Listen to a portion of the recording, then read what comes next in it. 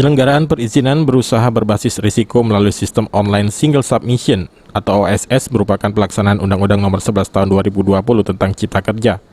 OSS berbasis risiko wajib digunakan oleh pelaku usaha, kementerian, lembaga, pemerintah daerah, administrator kawasan ekonomi khusus, dan badan pengusaha kawasan perdagangan bebas pelabuhan bebas.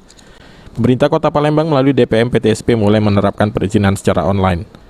Selain pengurusan perizinan yang dipusatkan di Mall Pelayanan Publik, hal ini untuk memudahkan para pelaku usaha yang ingin melakukan pengurusan perizinan. Wali Kota Palembang Harnojoyo menegaskan, pemerintah Kota Palembang telah mengajukan Raperda Izin Industri dan Usaha yang penekanannya untuk mempermudah dan mempercepat proses perizinan untuk mendukung dunia industri dan usaha yang ada di Kota Palembang.